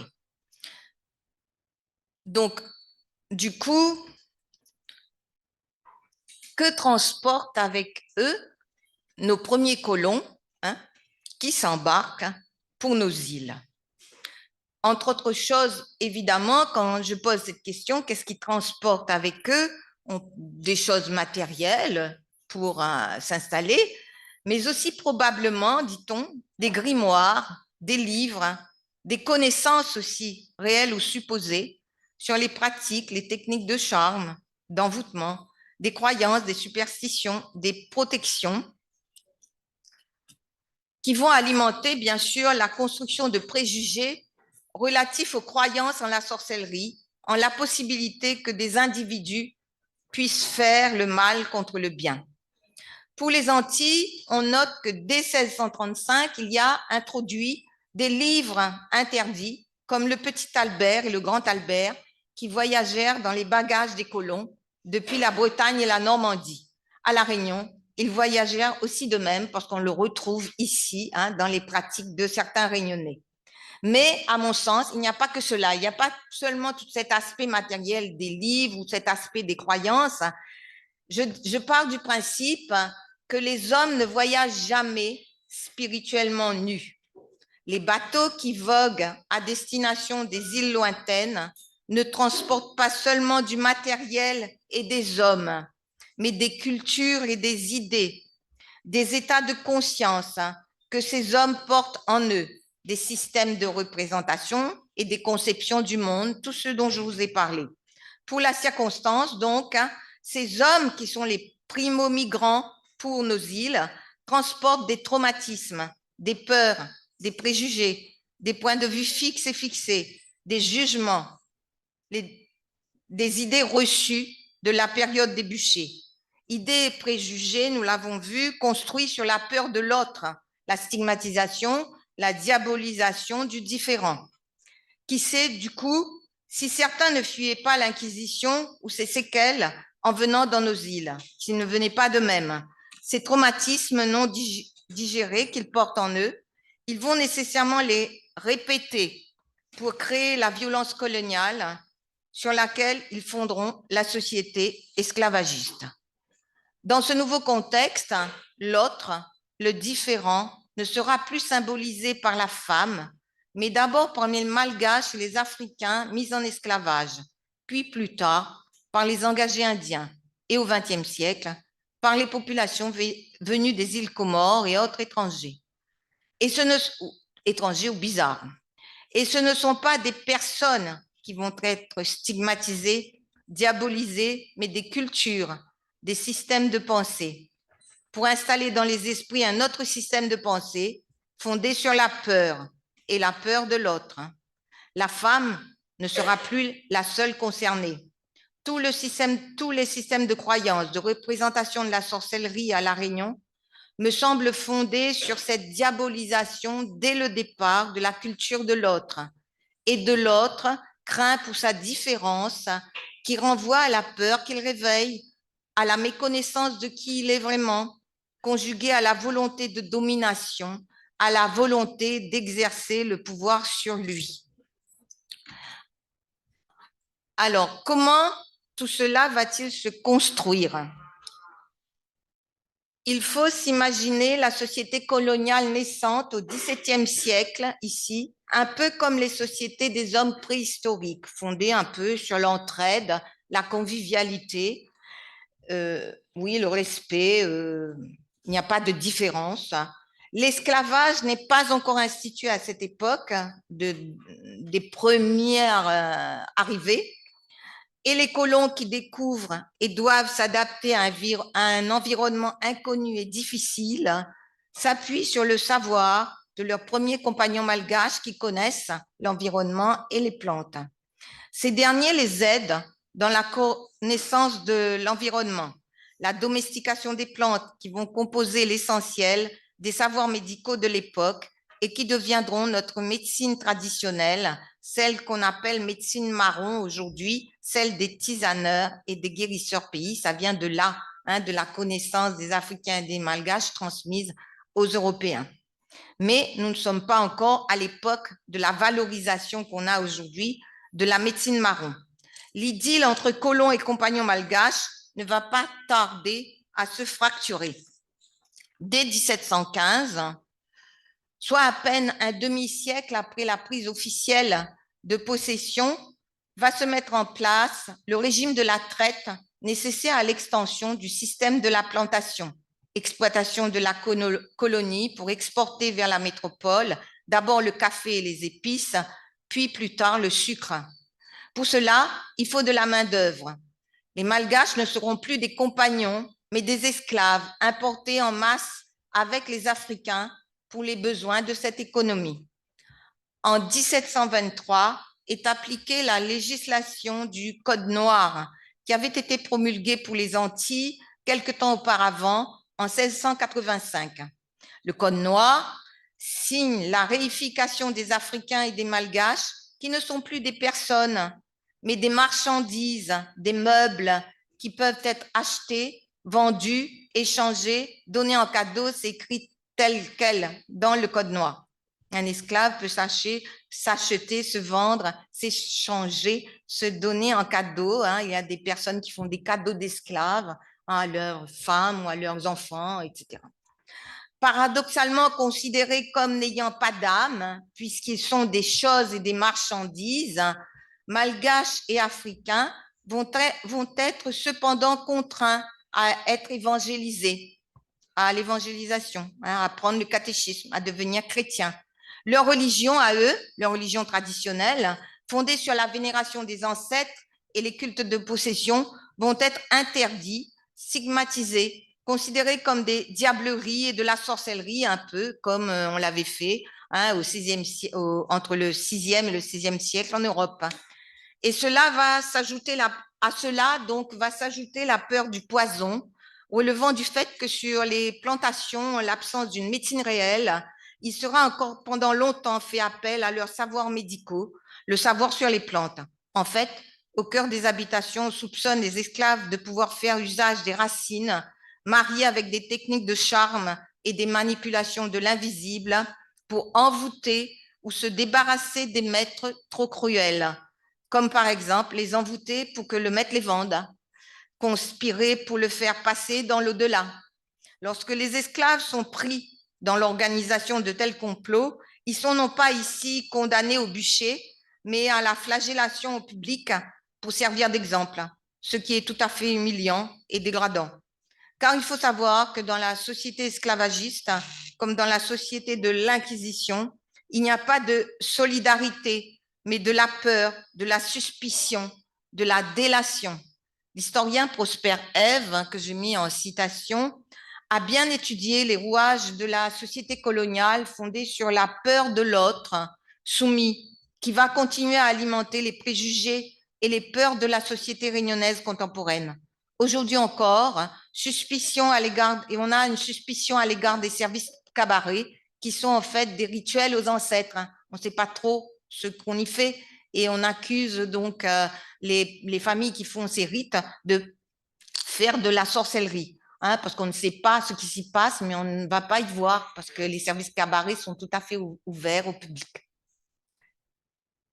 Donc en 1848, c'est la libération de l'esclavage. Bon, j'ai mis un point d'interrogation parce que je pense que c'est une libération sur le papier, c'est pas vraiment une libération dans notre tête. Il faut encore beaucoup pour que ça se libère, mais ça peut se libérer assez vite, je pense. Donc, l'esclavage est officiellement aboli en 1848 et du coup, on va faire appel à l'immigration indienne pour pouvoir faire le travail dans les plantations parce qu'on pense qu'il n'y aura plus assez de main-d'œuvre pour pouvoir traiter notamment la canne qui se développe à cette époque. Sauf qu'avec les Indiens, ça ne va pas marcher, comme avec les Africains et les Malgaches, parce que les Indiens sont les sujets de la couronne britannique. Ce ne sont plus des meubles, mais des personnes avec qui on doit traiter par intermédiaire du gouvernement britannique, bien sûr, mais on ne peut pas les considérer comme des meubles. Et les colons se trouvent obligés de respecter leurs coutumes et leur religion, de leur accorder notamment un petit espace sur la plantation pour qu'ils construisent un temple et des temps de repos pour qu'ils puissent pratiquer leur rite. Donc, mais qu'à cela ne tienne, ils seront étroitement surveillés par les pouvoirs administratifs et par l'Église qui vont travailler, Église et pouvoirs administratifs, je dis bien main dans la main, pour continuer à entretenir la peur et les superstitions en amalgamant justement les rites magico-religieux, les herbages, les plantes, etc., pour continuer à étiqueter donc tous ces savoirs étrangers, anciens et nouveaux, hein, pour continuer à les étiqueter de superstition, de sorcellerie, d'idolâtrie, de diablerie, considérés comme péché mortel et déraison. Hein, il n'y a pas si longtemps encore, les familles indiennes étaient très surveillées et pratiquaient, en tout cas dans le secret, hein, leur rite hindou. Elles étaient contraintes à la catéchisation et on voit souvent, on voit moins maintenant, mais de ma génération à moi, à mon époque, on voyait souvent des Indiens pratiquer les deux religions. Et ça, c'était assez incompréhensible pour des observateurs extérieurs et pratiquer les deux religions parce que la religion indienne, ils la pratiquaient en secret, hein, comme certaines familles ont pratiqué les rites afro-malgaches en secret aussi. Et puis, comme ils étaient contraints de pratiquer, d'aller au catéchisme, eh bien, ils faisaient bonne figure et pratiquaient la religion catholique. C'est une religion de façade, une religion extérieure. Donc, tout ceci va être étiqueté de diablerie et ça aura marqué, et ça marque encore, nos imaginaires. À la fin du... Non, c'est ça, oui. Au début du XXe siècle, excusez-moi, l'affaire Sitaran, marquée justement que vous connaissez, hein, je ne vais pas pas détailler là, marquée par des crimes de sang, des actes de magie justement, va condenser, à mon sens, tous les préjugés de la société coloniale à l'égard de l'autre. Moi, je pense que c'est surtout en raison de sa différence et de sa couleur de peau que Sitaran sera condamné à l'échafaud, en partie pour l'exemple. Sa mémoire continue de hanter nos esprits, hein, autant que la mémoire de la grand-mère Cal, hein, si l'on écoute justement les différents contes, récits, légendes qui se font entendre à son sujet, ce qui l'inscrit évidemment au patrimoine culturel de notre histoire, qu'on le veuille ou non. Et en quelque sorte, c'est une sorte de revanche parce que partout on trouve Sitaran. Il y a des films sur lui, de la littérature. Quand moi j'ai assisté à des séances de désenvoûtement lorsque je faisais mes enquêtes de terrain pour ma thèse, ben, Sitaran, à tous les coups, son esprit intervenait dans les histoires de sorcellerie et de contre-sorcellerie, c'est-à-dire de désenvoûtement. Donc alors, hein, on va essayer d'avancer. Voilà. Le résultat sociologique de toutes ces constructions historiques, hein, portant sur la diabolisation de l'autre, différent, de surcroît noir et marginal ou marginalisé, je l'ai observé de façon concrète en travaillant de nombreuses années à la fin du XXe siècle sur des parcours de personnes qui se disaient victimes des sorts, des envoûtements, et aussi en côtoyant leurs désenvoûteurs et parfois leurs dits sorciers. Donc, j'ai consigné donc ces travaux dans ma thèse de doctorat et dans des articles scientifiques. Lorsqu'une maladie ou un malheur est soupçonné avoir été causé par la sorcellerie, ce sont le plus souvent des esprits malgaches, des divinités hindoues ou sitaranes qui sont mis en cause, travaillés par le désenvoûteur pour être exorcisés. Une des séances de désenvoûtement qui m'avait le plus frappée, c'était chez Madame Visnelda, cette grande exorciste très connue au XXe siècle que j'ai longtemps fréquentée. J'ai fait 50 enregistrements chez Madame Visnelda. Un jour, dans un exorcisme, une famille indienne qui accompagnait son malade, un malade donc accompagné par beaucoup de membres de sa famille. Ce malade sur le divan de Madame Visnelda qu'elle utilisait pour faire ses exorcismes, va dénoncer les plus importantes divinités de sa religion. Hein, beaucoup de divinités comme Kali, Mariemma, Pétiaï vont être accusées d'avoir été par l'hindou lui-même. Et moi, ça m'avait beaucoup frappé. Je me disais, mon Dieu, mais c'est pas possible. Et aujourd'hui, avec du recul, je peux dire que combien justement l'histoire coloniale et l'histoire tragique de la Renaissance européenne a marqué notre inconscient collectif réunionnais, hein, pour constituer justement cette part d'ombre, hein, que nous ne voulons pas forcément voir, que nous voulons ignorer, mais de trop l'ignorer, ça la renforce. Donc, du coup, ça ressort dans les histoires de sorcellerie, ça ressort dans les envoûtements et ça ressort dans des histoires comme celle de Sitaran. Donc, pour reprendre une pensée de Jean Benoît et pour expliquer comment cette part d'ombre est importante et comment donc malgré cela, malgré toute cette histoire, elle reste. Je reprends une pensée de Jean Benoît. Je dirais que si la société coloniale voulait le travail des Africains et des Malgaches et des Indiens, elle ne voulait pas d'eux en tant que partenaires de sa formation et élabora une série de mécanismes légaux, culturels, idéologiques pour les déposséder, les exclure, un peu comme les hommes politiques et d'église avaient fait autrefois en Europe. Ce faisant, cette société coloniale laisse inconsciemment le pouvoir symbolique à ces populations qu'elle déshérite. Ce qui leur reste, c'est la maîtrise des pouvoirs surnaturels, dont on dit aujourd'hui qu'ils sont experts. D'où cette crainte justement de leurs rites, coutumes et croyances qui perdurent, comme au temps ancien, comme dans l'ancien monde où les hommes de religion et de pouvoir craignaient celui des druides et des druidesses, des guérisseurs et des sorciers. Alors, notre temps est marqué donc par, je finirai là-dessus, par le retour des déesses, donc de ces femmes qui se réunissent en cercle, par l'importance des néo-religions. J'essaie de résumer parce qu'il ne reste plus beaucoup de temps, alors attendez que je résume.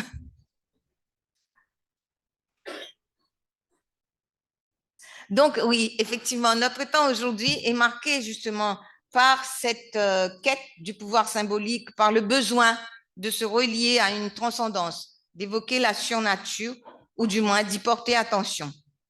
Et cet attrait, je dirais, ne touche pas seulement la Réunion, mais la planète entière. Il peut prendre l'aspect d'un simple engouement, mais aussi un engagement, une sympathie pour des mouvements de revalorisation de médecine, de spiritualité ancienne, revisités pour les adapter à notre temps. Et il y en a beaucoup, très certainement, parmi vous qui s'y intéressent. Et il y en a beaucoup à l'extérieur de l'école des beaux-arts ou que je rencontre en fait tous les jours qui ont une démarche dite spirituelle et qui vont vers des nouvelles spiritualités, et notamment à travers les néo-bouddhismes, les néo-hindouismes, le chamanisme, etc. Moi, je me suis intéressée donc au cercle de femmes qui se réunissent sous la Lune et qui sont très présentes à La Réunion comme partout ailleurs dans le monde. Ce ne sont pas des sectes, ces cercles, pas plus qu'il ne s'agit de groupes de militantes féministes en guerre contre la domination masculine. Ces cercles prônent la valorisation, la réhabilitation du féminin que leurs membres considèrent comme un archétype, c'est-à-dire un symbole universel présent en chaque être humain, qu'il soit homme ou femme. Chacun a réglé sa part de masculin et de féminin. C'est un mouvement pacifique qui accorde sa place au masculin, en s'affirmant en tant que femme et en étant ouvert à l'autre. La place de l'homme n'est pas dénigrée dans ces cercles et c'est leur philosophie, la philosophie de ces cercles repose sur des valeurs de bien-être, sur sur une recherche de valorisation de la nature, etc. Et ces cercles sont inspirés justement des mouvements de la contre-culture américaine, dont le mouvement de la Wicca, qui est un mouvement néo-païen, qui recherche à revaloriser la déesse du temps préhistorique et qui apparaît dans les années 60. Parmi ces promotrices des nouvelles spiritualités féminines, on retrouve la fameuse Star Hawk, de son vrai nom Myriam Simmons, qui est une anthropologue et une militante altermondialiste. Dans les années 70, donc elle a écrit plusieurs livres et dans les années 70, elle développe justement les cercles avec d'autres militantes. Par la suite, ces cercles vont se diffuser en Europe, puis vont gagner toute la planète. Je dirais qu'aujourd'hui, pour aller assez vite,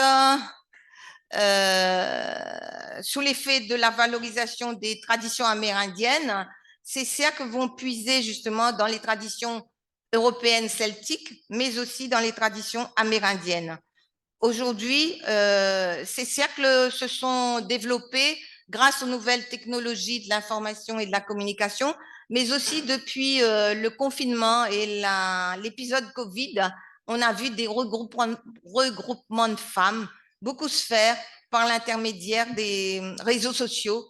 Et ces femmes se réunissent soit en présentiel, soit en virtuel, par l'intermédiaire justement de leur smartphone, de leur ordinateur, etc.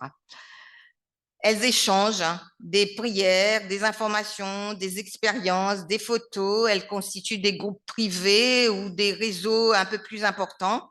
À La Réunion, ces cercles apparaissent vers les années 2000, notamment avec le groupe des Moon Mothers, qui est devenu une sorte de réseau international, et à travers la personne de Miranda Gray, que certaines femmes peut-être ici connaissent, qui a écrit ce livre Lune rouge et qui a appris à des milliers de femmes de par le monde de renouer avec leur féminité en respectant leur cycle féminin qui, par métaphore, s'appelle des lunes.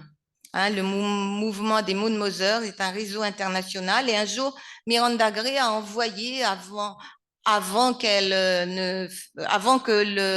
le mouvement international des Moon Mothers n'apparaisse, elle a envoyé, je crois que c'était vers 2000, un courriel à toutes ses interlocutrices et elle a dit, il faut qu'on se réunisse pour soigner notre utérus. Alors, l'utérus n'étant pas entendu, bien évidemment, comme un simple organe biologique, mais c'est symboliquement considéré comme un lieu pour créer, pour développer sa féminité. C'est tout à fait symbolique. Hein, et du coup est né le mouvement international des Moon Mothers. Par contre, à côté, il existe aussi des petits cercles plus confidentiels, moins développés internationalement et beaucoup plus autonomes. J'ai fait la connaissance des cercles de femmes en 2015 par l'intermédiaire de la conteuse Isabelle Joly, que vous connaissez peut-être ici, qui écrit beaucoup de livres pour enfants. Un jour, on m'a dit, puisque tu t'intéresses aux nouvelles spiritualités, il y avait des personnes qui étaient dans son groupe. On t'invite, hein. Je savais pas du tout ce que c'était, hein, moi, d'aller se réunir sous la lune, un soir de pleine lune, où on s'habille en blanc, on apporte des plantes, on apporte des encens. Hein. C'est un moment convivial où on apporte aussi quelque chose pour grignoter après le cercle. Je savais pas du tout ce que c'était. Et j'y suis allée, et puis ça m'a plu, et j'y suis restée. Et puis en 2018, en 2018, une revue de femmes m'a demandé d'écrire quelque chose sur femmes et géopolitique. Et j'ai dit, ben, je sais pas, la femme, c'est pas du tout mon sujet d'étude. Je m'intéresse aux nouvelles spiritualités, mais pas au mouvement de femmes. Et en fait, j'avais pas percuté que j'étais dans un mouvement de femmes, même si je n'avais pas choisi comme sujet d'étude. Et puis, je me suis dit, ah, ben, si je parlais un peu de mon expérience dans le cercle d'Isabelle Joly. Et de là est né justement un texte que j'ai publié dans cette fameuse revue qui a fait appel à moi, qui est édité chez un éditeur parisien, La Route de la Soie.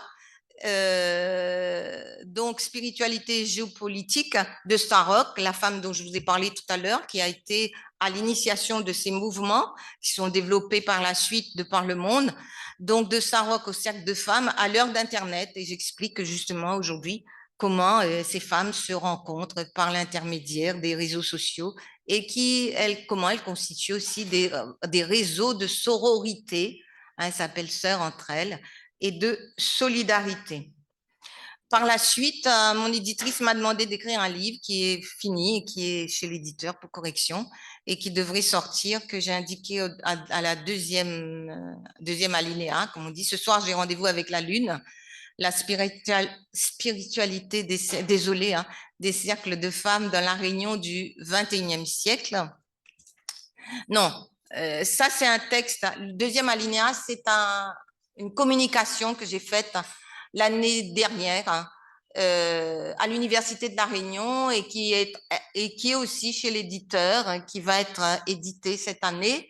Et puis ce soir, j'ai rendez-vous avec la Lune, Femme qui réenchante le monde. C'est celui-là, le livre qui découle de ma première expérience avec mon éditrice à propos de l'article. Et du coup, entre Le temps où j'étais chez Isabelle Joly en 2015 et que j'écrive cet article qui est paru en 2019, je suis allée au Québec pour d'autres raisons. Je m'intéressais donc à l'enseignement d'un chef amérindien. Et là aussi, on se réunit en cercle, mais c'est aussi autre chose. Et j'étais allée pour enquêter sur les pensionnats amérindiens. Et le texte était paru. Le premier texte 2019, et je l'ai mis dans mes bagages et je me suis dit, tiens, ça pourrait m'intéresser de savoir s'il y a des cercles de femmes aussi au Québec. Et j'en ai rencontré. Et du coup, je me suis intéressée aussi aux cercles dans la région parisienne, dans la région lyonnaise. Et mon idée était de sillonner le monde pour pouvoir voir comment ça se fait en fait dans d'autres pays. Et la Covid est arrivée. Et du coup, j'ai arrêté mon projet et maintenant, bon, je passe un peu à autre chose. Voilà. Et puis, juste dernier alinéa, il y a une jeune femme que vous connaissez peut-être qui s'appelle Sophie. Elle se fait appeler Sophie, mais Carole est son nom officiel. Carole Lépiné, qui a fait un film sur la sorcellerie à La Réunion. Elle était venue me voir l'an dernier. Et je lui ai dit, écoutez, Carole, Sophie, ça serait bien qu'on puisse présenter une autre image de la sorcellerie réunionnaise que celle qu'on présente avec des superstitions, comme si ici on était croyants, enfin superstitieux, qu'on était...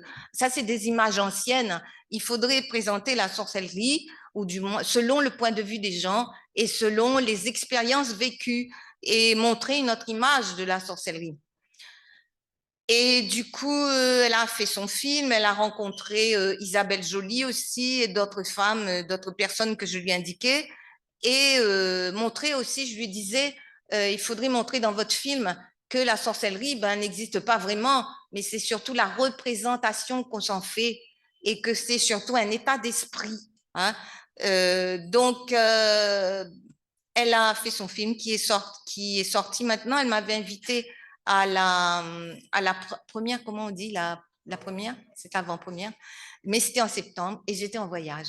Et du coup, ben voilà, ça sortira en janvier. C'était sorti ici au Casino. Voilà. Voilà, donc qu'est-ce que je peux dire encore?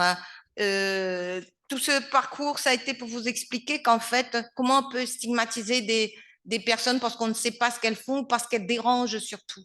Et que toute l'histoire de la sorcellerie repose là-dessus, sur la stigmatisation de l'autre pour justement éviter de voir ce qu'il y a à l'intérieur de soi, ce que l'on est, etc. Ça renvoie à ce que je vous disais tout à l'heure, qu'en fait, quand les gens accusent les autres de sorcellerie, eh bien, ils accusent les autres de sorcellerie. Mais le sorcier, nous, on ne le voit jamais. Moi, j'en ai jamais vu de sorcier. Hein. Quand les gens disaient un tel, c'est mon sorcier, ben, la personne en face, elle se défendait d'être sorcier. Et quand j'ai assisté à des séances de désenvoûtement, eh bien, souvent, ces désenvoûtements étaient des contre-sorcelleries, à savoir qu'on envoyait un sort à celui qui était censé, on enlevait le sort de la personne qu'on envoyait à celui qui était censé jeter le sort. Donc voilà ce que je peux dire de la sorcellerie. J'ai fait un grand périple pour tout ça. Je dirais que pour les messieurs, que j'ai quand même pas mal malmené, il y a une bonne nouvelle. C'est que toutes ces femmes qui se réunissent aujourd'hui et qui essaient de se... Oh, je dirais de faire valoriser leur féminité et les traditions anciennes, je dirais qu'elles ont inspiré ce qu'on appelle aussi des cercles d'hommes. Et il y a aujourd'hui des cercles d'hommes. Bon, j'en ai pas rencontré parce que pour en faire partie, il faut être un homme. Et on m'en a parlé justement il y a quelques années par des gens que j'avais rencontrés dans des cercles amérindiens en France et se développer surtout vers les années 2018-2019 en Suisse. Après, j'ai cherché un peu sur le net et on m'a dit récemment qu'il y avait aussi, sous l'inspiration, l'imitation, par effet imitation de leurs copines ou de leurs femmes, de leurs compagnes qui vont dans les cercles de femmes, et bien, il y avait des hommes qui commençaient à se réunir à la réunion. Donc voilà. Je...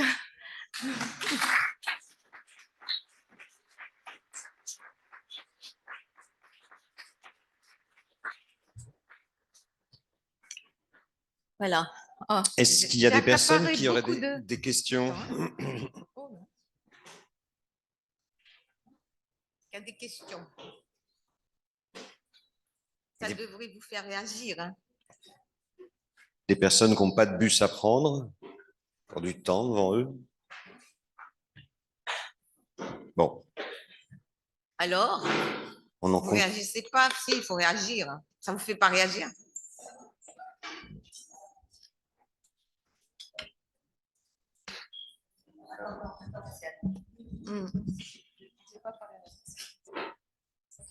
Salut. Du coup, c'est pas du tout une question, c'est une remarque sur du coup les néo-spiritualités.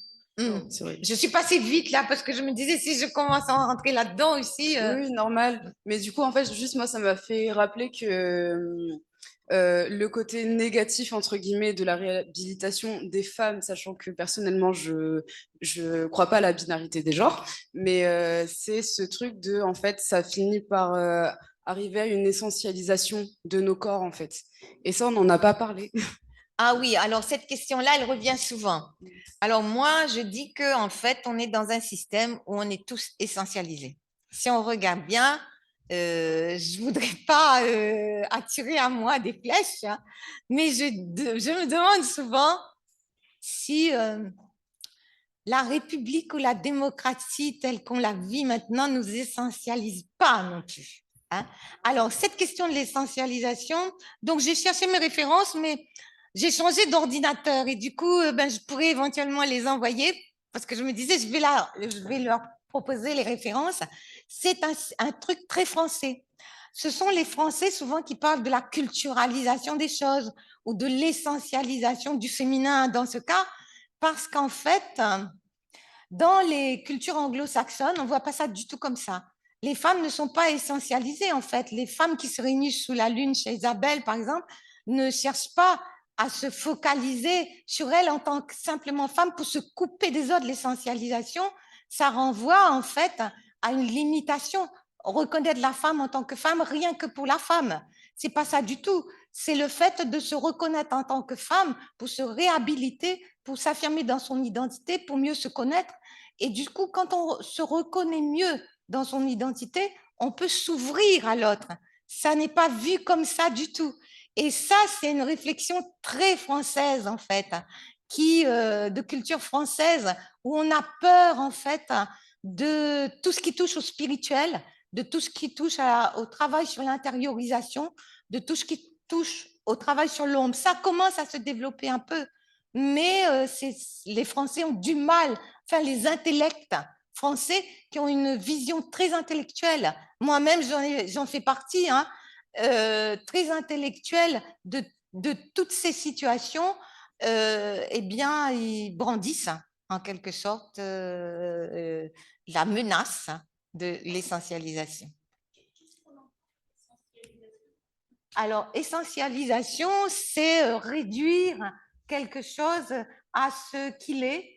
Par exemple, je ne saurais pas comment dire, faire de la femme quelque chose rien qu'en étant femme. Comme par exemple, l'exemple le plus facile à comprendre dans le contexte de l'essentialisation, c'est quand on parle de culture, des gens qui s'affichent fondamentalement dans la culture à laquelle ils appartiennent.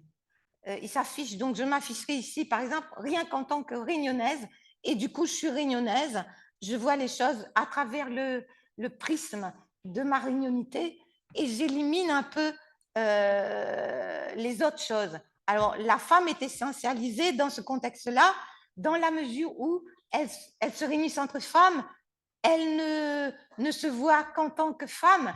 Je dirais que s'il y a essentialisation, du coup, c'est surtout les féministes qui pourraient essentialiser les femmes, peut-être pas les mouvements de femmes qui se jouent sur une autre perspective. Je ne sais pas si vous expliquez ça comme ça. Hein. Mais c'est un trait très de culture française, ça, oui. Alors, déjà, c'est pas du tout. Non, mais en fait, non, c'est pas le problème. Ah, ok. En fait, il n'y a pas du tout que les Français qui pointent cette essentialisation. Il y a directement en fait les Amérindiens qui la pointent du doigt, ne serait-ce que parce que dans leur culture, il existe des troisièmes genres, mais passons ça. L'essentialisation, notamment dans le paganisme et le wiccanisme et les néo-religions, se joue notamment dans le fait que ce sont des cercles qui réfutent l'existence même des personnes appartenant à un troisième genre ou appartenant à la transidentité. Pas forcément. Alors, pour la majorité, et d'ailleurs c'est une critique qui est souvent faite, pas uniquement par les féministes, hein, réellement pas uniquement par les féministes, qui est aussi faite par les personnes indigènes qui sont issues des cultures auxquelles les néo-paganismes et les néo-wiccanismes empruntent très librement, en fait ça s'appelle du vol, contre en fait, les décisions en fait, de ces tribus, contre les décisions de ces indigènes qui continuent à pratiquer des cultures qui sont fermées et l'affirment. Donc non seulement on est dans une spoliation, aussi on est dans une essentialisation. Moi, en tant que personne trans, je vais vous le dire d'office, aucun de ces cercles n'accepte ouvertement l'existence des femmes trans à l'intérieur. Parce que le fait d'avoir un pénis ou de naître avec un pénis vous exclut du féminin sacré selon sa définition. Écoutez, moi, les cercles que j'ai rencontrés n'excluaient pas. Hein. N'excluaient pas forcément. Il ne faut pas généraliser. Il y a quelques cercles qui excluent, mais pas tous les cercles. Pour ce qui est des Amérindiens, alors expliquez-moi pourquoi les Amérindiens eux-mêmes, il y a plusieurs exemples. Alors, les Algonquins, chez les Lakota aussi, ils reçoivent. Moi, je vous demande, parce que vous parlez là de tribus qui sont très larges. Moi, je vous parle des représentants actuels des natifs qui représentent le reste de ce qui reste en fait des tribus natives aux États-Unis, mais aussi au Canada. On fait plusieurs communiqués pour s'opposer à l'avènement de ces néo-wiccanismes et de ces néo. Mais ça aussi, c'est une façon d'éliminer et d'essentialiser.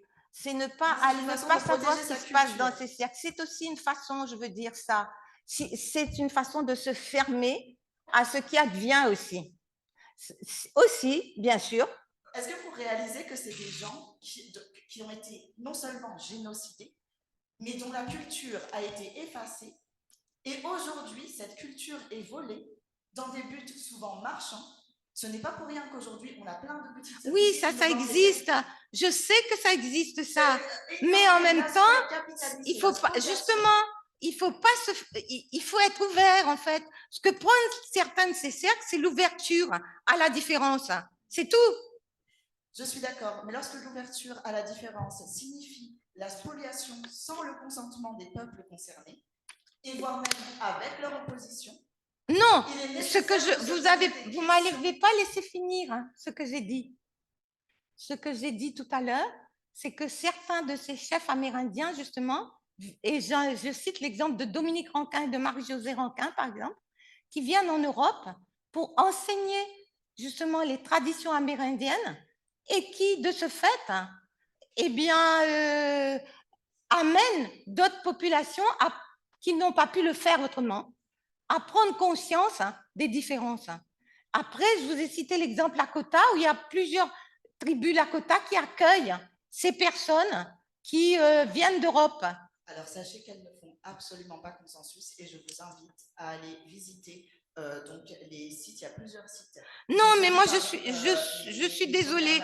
Je suis désolée. C'est aussi un manque d'ouverture à ce qu'on peut dire de l'autre. On va être d'accord d'être en désaccord. Oui, on est d'accord. Voilà. On est d'accord, voilà. On n'est pas d'accord. Ce sont des points de vue, ça. Ce sont des points de vue qui entraînent justement des conflits. Si on reste sur des points de vue, eh bien, c'est pour ça que je dis qu'il faut éviter de parler d'essentialisation, parce que en fait, on reste sur des points de vue. Et les points de vue ont donné tout ce que j'ai expliqué hein, le long de l'histoire de la sorcellerie. C'est uniquement des points de vue. Ce sont des points de vue, exactement. Et toutes les guerres qui se passent sont des points de vue aussi. Exactement. Je n'ai pas raison. Je n'ai pas raison. J'accueille tout à fait ce que vous dites. Ça me permettra de réviser mon exposé. Mais en même temps, je peux tout à fait dire que les points de vue sont quand même des choses qui alimentent les conflits. Voilà. On a du débat, c'est très bien. C'est très bien. Je ne suis ni pour ni contre. Moi, j'observe des fêtes qui se passent dans le monde et j'essaie d'en rendre compte. Oui.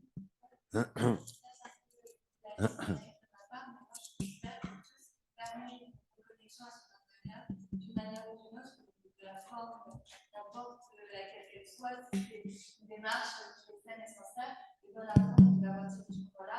Même si se reconnecter, effectivement, dans des cercles de femmes, ça pourrait poser problème dans le sens où, effectivement, on se lie du coup à ces femmes, finalement, ça permet quand même de se reconnecter et de se connecter aux autres, et finalement, c'est ça dont on a besoin,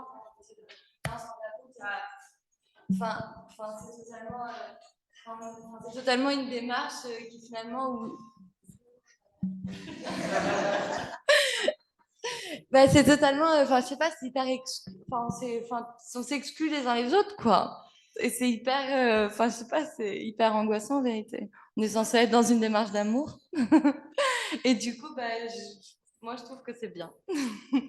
Non, moi je pense qu'il n'y a pas, il y a ni bien ni mal, il y a des fêtes. Et aujourd'hui, la société, dans l'état où elle est, fait qu'il y a des gens qui cherchent. Je veux dire, il n'y a pas une voie de recherche qui est meilleure qu'une autre. La voie des transgenres est une voie. La voie des personnes qui vont chercher chez les Amérindiens est une voie. D'ailleurs, il y a dans la mythologie, dans certaines mythologies amérindiennes, c'est dommage qu'ils soient plus là pour entendre ça, il est dit des prophéties où il y arrivera un moment de l'histoire où les Blancs, qui nous ont fait tellement souffrir par le passé, viendront rechercher chez nous des enseignements. Donc, les Amérindiens sont tout à fait ouverts à ça. Maintenant qu'il y a des groupes de militants qui, je veux dire, extrémisent les choses, ça existe aussi. Ça, c'est leur démarche, c'est leur voie. Mais je veux dire, on ne doit pas tomber non plus dans une opposition, je veux dire, quelque chose de contre-pouvoir, un contre-pouvoir qui serait le rétablissement d'un pouvoir qui a abusé des autres. C'est pour ça que j'expose ça de cette façon. Et moi, je trouve comme vous que le fait qu'il y ait des personnes qui aujourd'hui essaient de reconstituer des communautés, peu importe, des cercles de femmes ou autres, il y a aussi d'autres vies associatives qui existent, eh bien, c'est bien ces mouvements dans la mesure où ils permettent d'exercer une sorte de, je ne dirais pas de contre-pouvoir, mais ils permettent aux personnes qui viennent de se retrouver et de ne plus subir la pensée unique. Sinon, on est dans le domaine de la pensée unique, je veux dire. Et substituer un pouvoir à un autre, je trouve qu'on en a assez fait dans l'histoire de l'humanité. C'est tout.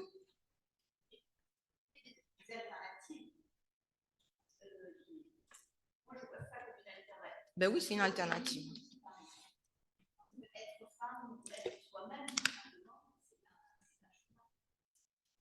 Exactement. C'est une façon de s'intérioriser à une époque où on a que peut-être, et en même temps très bien qu'on n'ait que ça comme outil en fait, puisqu'on n'a plus les églises, on n'a plus la psychanalyse, on n'a plus les traditions, même chez les Amérindiens. Bon, les Amérindiens, ils sont la plupart dans des réserves, il y en a beaucoup qui ne connaissent pas du tout leurs traditions, je suis désolée.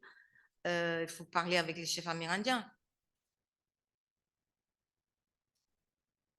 Mais de toute manière, toute démarche spirituelle qui est bonne, c'est une démarche d'ouverture. Du coup, à partir de ce moment-là, même un chef amérindien, enfin, si on pourrait, enfin, celui qui a vraiment compris ce qu'était la démarche spirituelle, eh ben, il est content que le message se propage et que les gens ils fassent le travail de leur côté.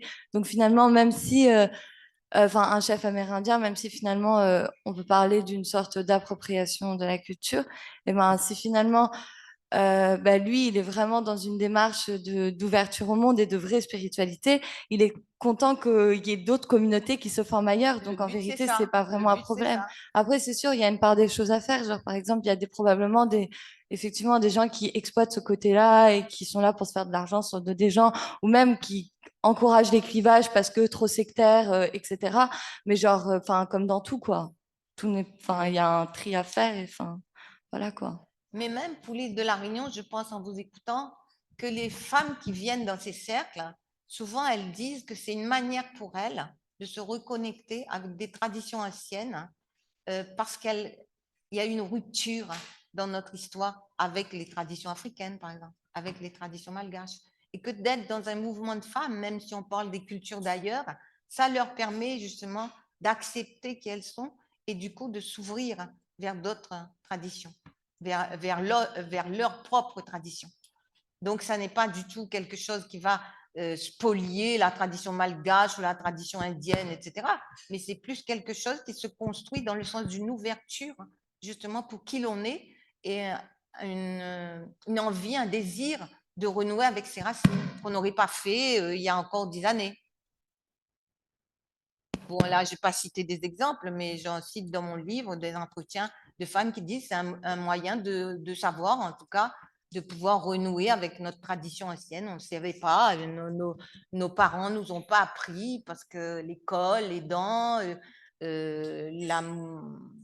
la société de consommation se développant, etc., on a rompu avec ces traditions. Donc, c'est quelque chose qui se met là parce qu'il y a un vide, il y a un bon créneau, en fait, comme on dit, il y a un créneau là qui est vide entre les traditions anciennes et ce qui se passe aujourd'hui et ce qui est arrivé avec la société de consommation se développant. Donc, aujourd'hui, dans ce créneau-là, qu'est-ce qui va se mettre? Des sectes, des politiques exagérées, des enfermements de gens, etc. Mais aussi, heureusement, des groupes comme ça qui permettent aux humains de cultiver le sacré. Je suis désolée. Sauf que quand on parle de sacré et de spiritualité, on n'aime pas trop. Et du coup, on associe ça justement aujourd'hui à l'Église, etc. Et ça n'a jamais été aimé, en fait, la démarche spirituelle dans quelques cultures européennes ou européanisées que ce soit. Alors que toutes ces traditions anciennes, les traditions amérindiennes, les traditions malgaches, les traditions indiennes, africaines, sont fondées sur la connexion avec le divin. Il n'y a que dans notre société consumériste où on a coupé avec ça. Donc, ça donne aussi d'autres conséquences. Voilà. C'est ça qui est agacé, c'est la société consumériste qui récupère et ça, voilà. Oui, enfin, je ne voudrais pas détailler ces choses-là parce que je ne veux pas blesser les gens non plus, mais c'est de la consommation aussi, ça.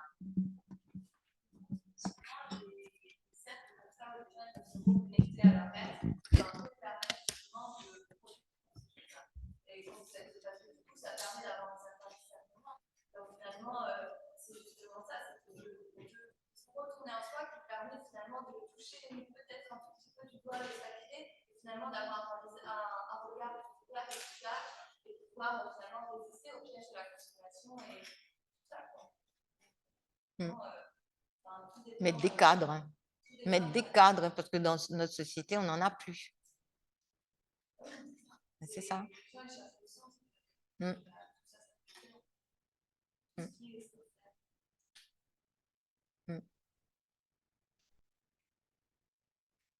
On est d'accord ou on n'est pas d'accord, je veux dire, chacun a sa démarche. Mais c'est bien d'avoir un débat. Oui.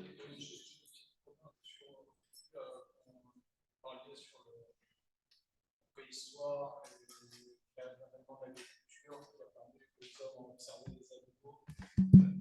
Je crois tout à fait Dieu avait la capacité de faire une grande chose et qu'elles avaient cette connaissance. Je pense à la Vénus de Sel.